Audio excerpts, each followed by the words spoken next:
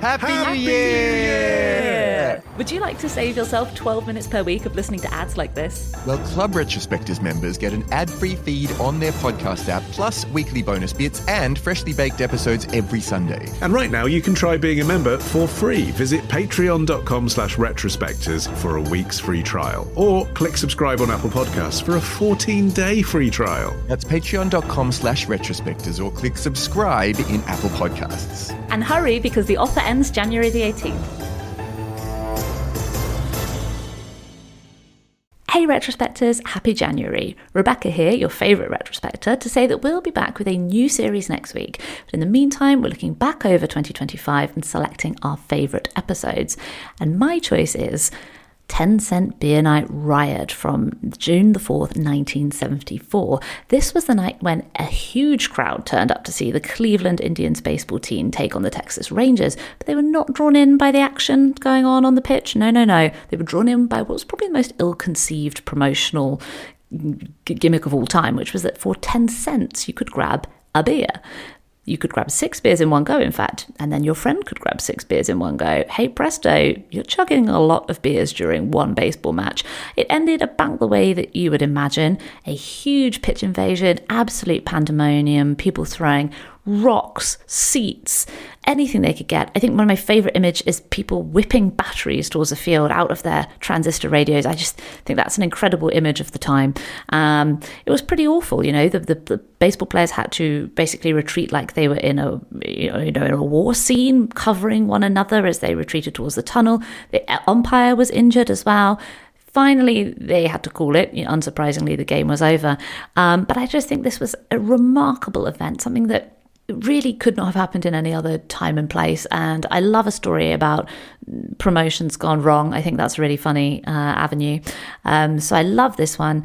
And I have to say, the funniest part for me, I feel like I'm spoiling it, but I'll tell you anyway. The funniest part for me is that after the calm settled, after all of this, they did it again. I just think that's remarkable. Anyway, so that's my choice for 2025. I hope you enjoy. We'll see you on Monday to kick off a whole new year of retrospecting, or if you're a Club Retrospectors member, we'll see you on Sunday. It's June 4th, 1974, and another remarkable event is about to be uncovered by Ariel, Rebecca, and Ali, the Retrospectors. Ultra cheap alcohol at a sporting event. What could possibly go wrong? Well, Cleveland's baseball team found out the answer today in history in 1974 when its 10-cent beer night promotion went predictably off the rails. Yes, this was the promotion they were running on this day where supporters of the Cleveland Indians could get 10 ounces of Stroh's beer for 10 cents. Only up to 6 bottles per person, which is still quite a lot if you ask me. You can see why additional police should have been requested. Yeah, and actually the chaos of this particular night wasn't just due to a whole lot of alcohol. It was also to do with the tension between the two teams themselves, because a week earlier, on May 29th, when the Cleveland Indians, as they were then known, now the Cleveland Guardians, played the Texas Rangers in Arlington in Texas, that game had ended in a bench-clearing brawl because at one point, the Rangers' second baseman, Lenny Randle, slid really hard into Cleveland's Jack Brohammer, and the Indians' pitcher, Matt Wilcox, retaliated by throwing the ball straight at Randle when he next stepped up to the plate to bat. And then chaos broke out, and punches were thrown, and fans threw beer and food, and someone threw a folding chair onto the pitch. And after the game, Rangers manager Billy Martin, rather than cooling things down, just poured further petrol onto the fire, mocking the Indians and dismissing concerns about retaliation in the upcoming match in Cleveland, saying they won't have enough fans there to be worried about. And so that was just a red rag to a bull. Yeah, this was a very sore spot for Billy Martin to be alluding to, because low attendance was indeed a huge issue for the Cleveland Indians. This was a real sore point for fans, and it just added insult to injury. They already felt like they had been roughly handled by the home fans in Arlington. The stadium in Cleveland could hold 70,000 people, but only attracted about 10,000 to regular games. One of the recent games had an attendance of just over 4,000, so real historic lows. This had kind of always been the case because the stadium was way way too big. It was built in the 1920s when Cleveland was a massive boom town, and it was expected that it would boom much more, which it didn't really.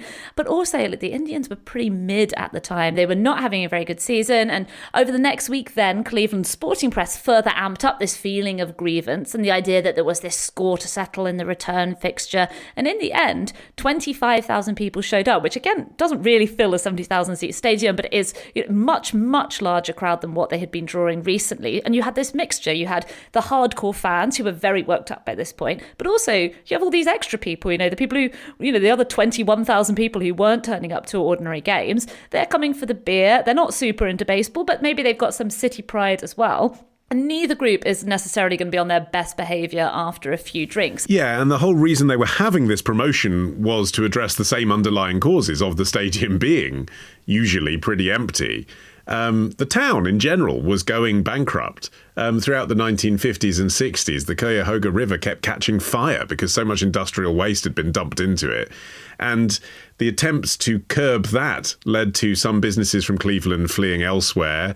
Cleveland lost 177,000 inhabitants between 1970 and 1980. So this is the backdrop. Businesses are leaving.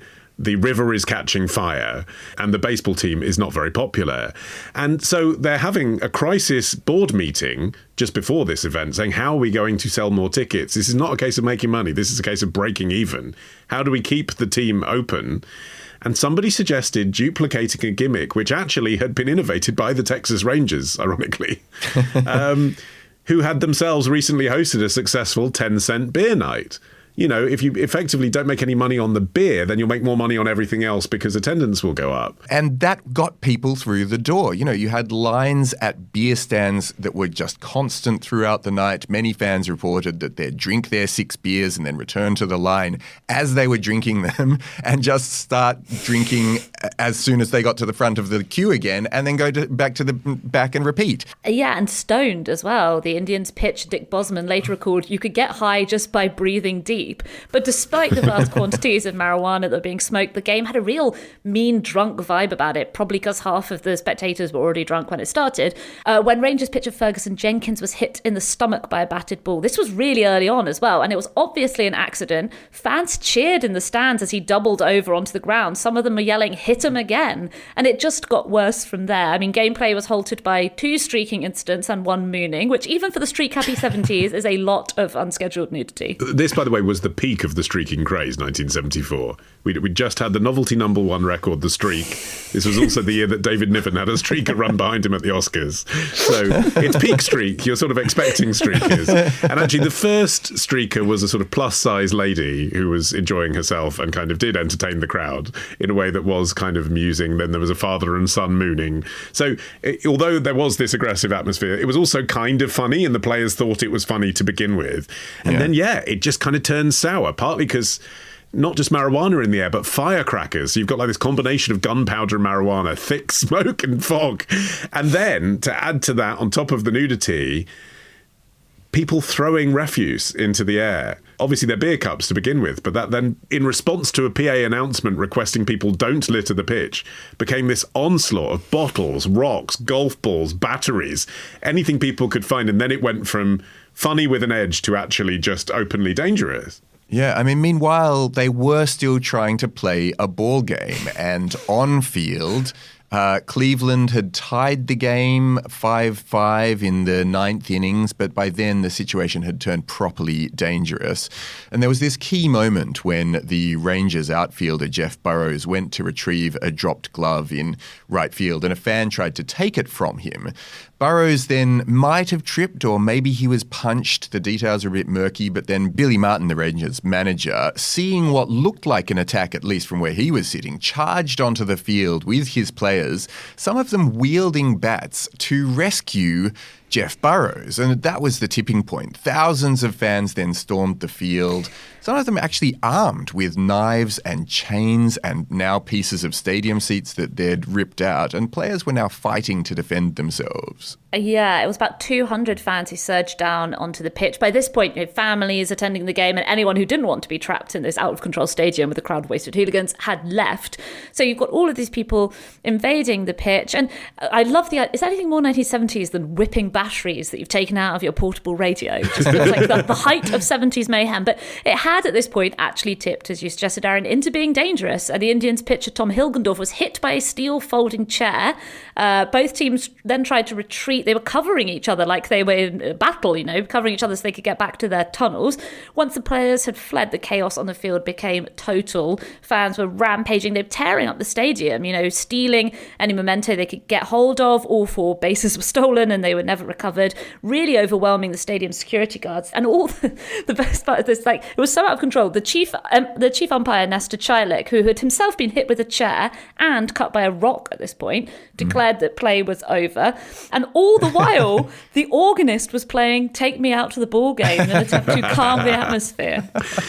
Yeah, well, I mean, in fact, the moment that did it for Chilek apparently was when a hunting knife was thrown at the ground inches from his feet. I mean, at that point, he was like, okay, enough. But until then, he was valiantly saying, we are still having a game here. He did, as you say, declare it as a 9-0 win to Texas. So the Cleveland Indians forfeited the game. But by that point, the spectators didn't care about the result. The players themselves, as far as I can tell from their testimony, were pretty scared. I mean, it's quite interesting because back then in the 70s, macho sport, if you interview them afterwards, what are they going to say? They're more likely to say, oh, they're just a bunch of drunk idiots. But you can still see in their testimony, these people were scared, despite the fact they're the professional athletes and they're armed with baseball bats and they're sober.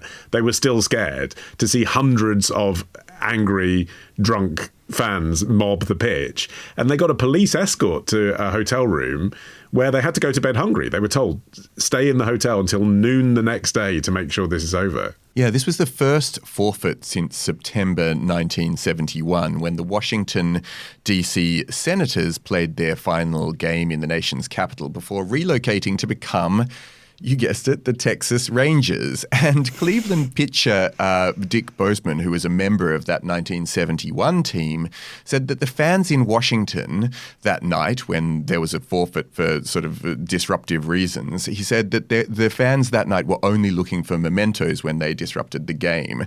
After 10-cent beer night on this occasion, Bozeman said this was a mean, ugly, frightening crowd. So you're right. Dropped was all of that macho veneer that you might expect from top-class athletes. They were like, this was a scary night and we were really, really worried for ourselves. Yeah, and meanwhile, the president of baseball's American League and master of understatement, Lee McPhail, commented, there was no question that beer played a part in the riot. Yet, absolutely unfathomably, 1 month later, Cleveland Stadium held another 10-cent beer night with a limit this time of 2 cups per person at the reduced price and with 200 police officers stationed at the stadium.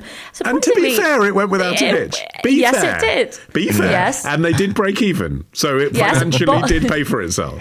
In fact, Bob Sudyk wrote in the next day's Cleveland Press, it was so quiet you could hear the foam breaking down in your cup. You could hear the sound of the streakers as their genitals slapped on their thighs. Breasts flapping in the wind. And so another week of retrospecting ends. But next week begins a day early at Club Retrospectors. Join us now to get an exclusive episode every Sunday. Patreon.com/retrospectors.